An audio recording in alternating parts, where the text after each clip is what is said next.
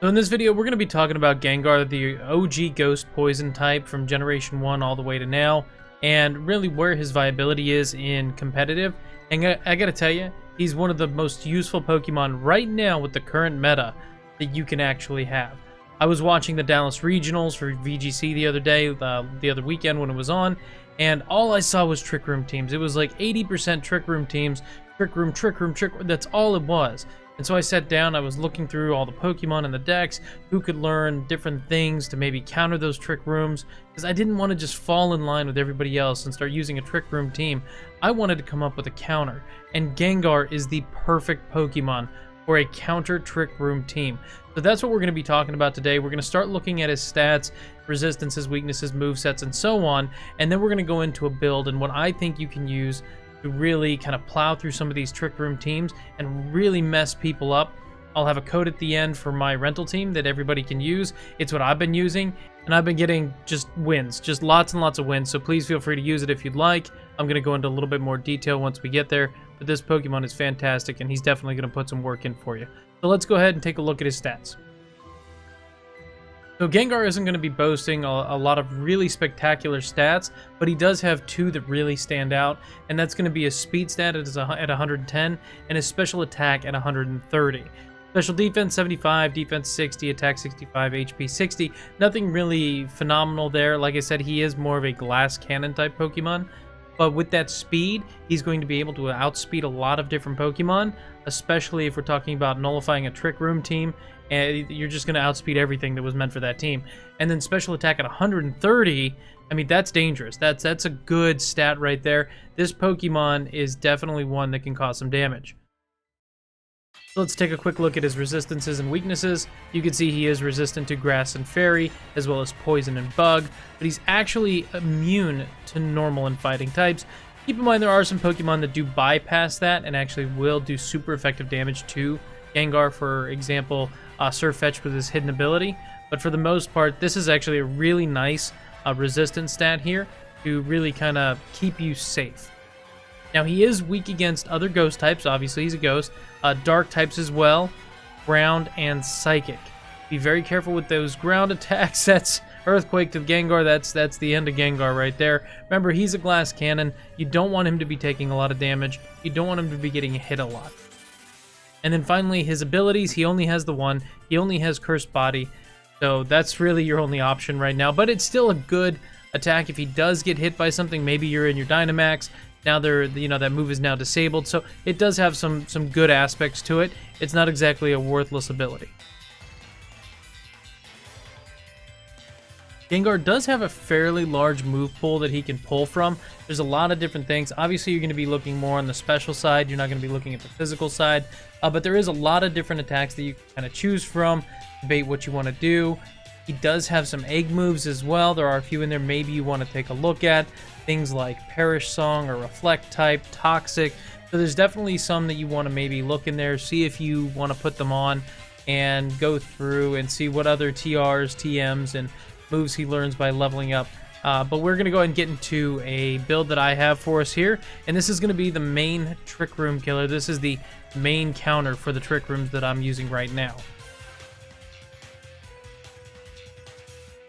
And I do want to point out real quick, this is for regular Dynamax Gengar. This is not for a Gmax Gengar. Gmax Gengar currently is not allowed in VGC format, so I'm not going to really talk about that at all, but this is going to be the regular Dynamax. Alright, so looking at what we've got going on here, I did give him a timid nature, but for these Trick Room teams, this could also work with modest.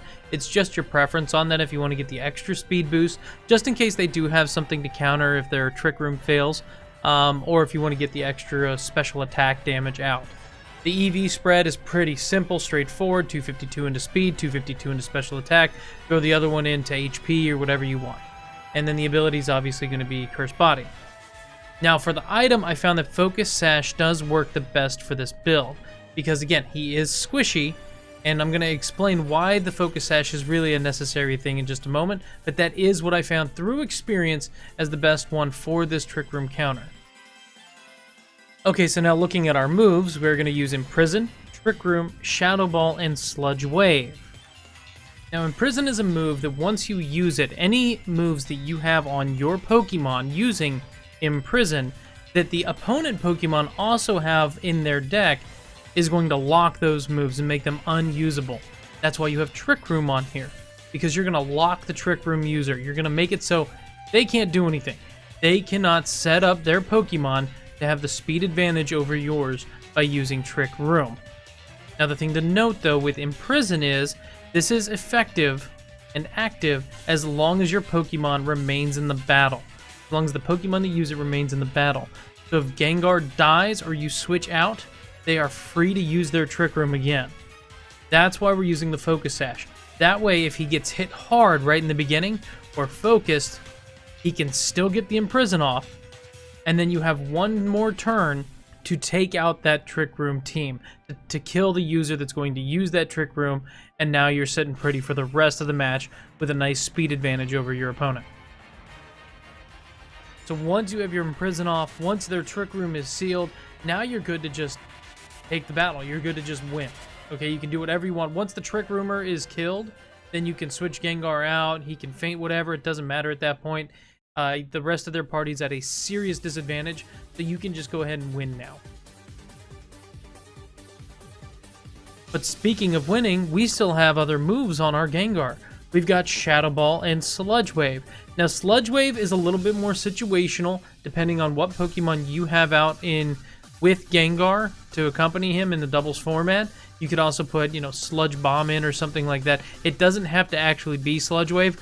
I really like it. I'll explain kind of how I'm using it in a second. But Sludge Wave and Shadow Ball, you're going to be getting a nice stab bonus off of it. So you're going to be able to do a lot of damage with a very heavy-hitting Pokemon. And you're going to be able to hurt a lot of the enemy's team. You're going to be able to knock Pokemon out with it. I've gotten full sweeps with Gengar. That's 4-0.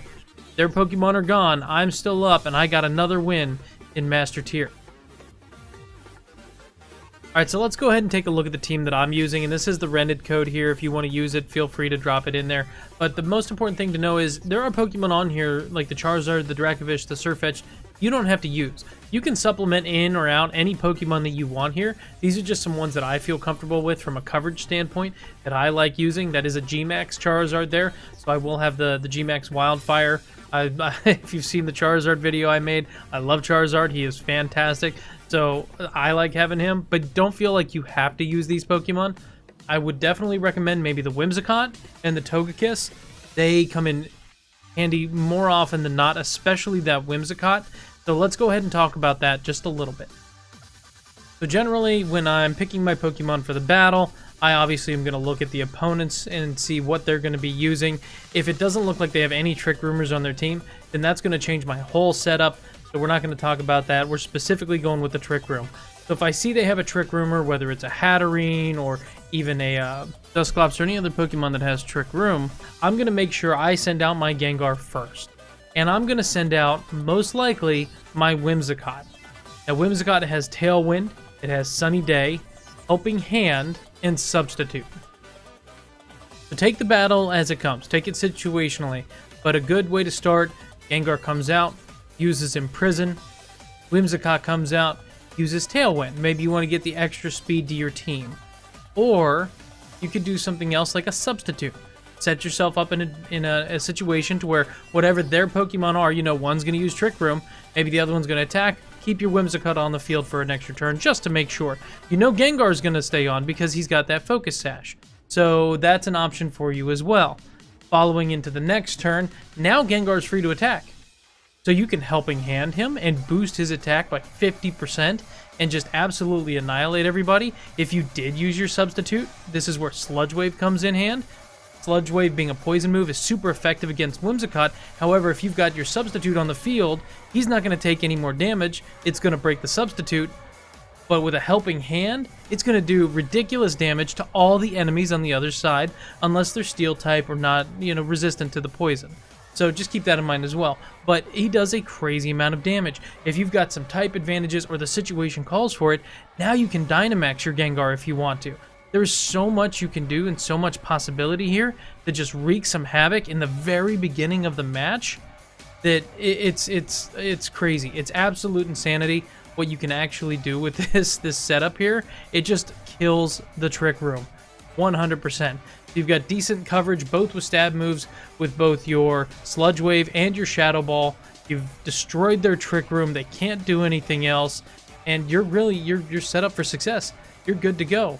Maybe you do a sunny day and switch out your Whimsicott for the Charizard now, or whatever you're using.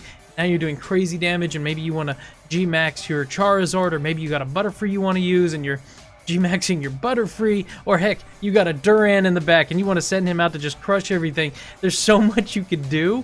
You're going to win. You're just going to win. I haven't come across a Trick Room team I've lost since I put this together. I really have not. So make sure you're watching your switch outs. Make sure you're being careful about what you're doing, and you're picking the right skills. Don't just, wing it and hope you're going to win, because you could screw something up. But pay attention, and you're going to win. You will win.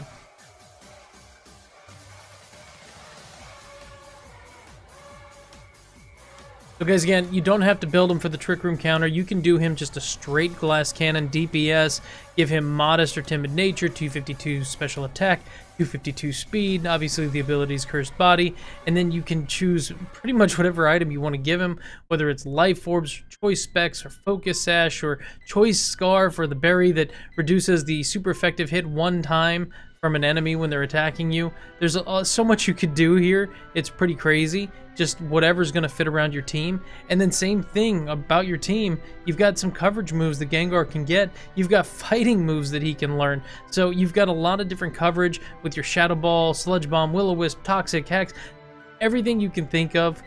Gengar is a threat, and you can really mold him to not just for the Trick Room, but to be just an offensive weapon for you. There's so much you can do with him. Okay guys, I'm going to put the rental code down in the description as well, or you could just go back to 7 minutes 19 seconds. It's on there too. Just keep in mind, the meta is always evolving, it's always changing because the game's still early on. So eventually you're going to start seeing less and less Trick Room teams. It's going to start to balance out. Just keep that in mind. But with the Pokemon that I have in this team, you're actually pretty covered for Trick Room and non-Trick Room status, so you're pretty good no matter what. If you have your own Gengar build that you think is really awesome, I'd love to see it. Maybe try it out, maybe have a battle with you. Please feel free to stop into the Twitch channel during one of the stream times. I'd love to be able to do that. Other than that, guys, that's going to wrap it up for the video. If it was helpful for you, please feel free to drop a like and subscribe. Otherwise, I will see you in the next video, and until then, take care.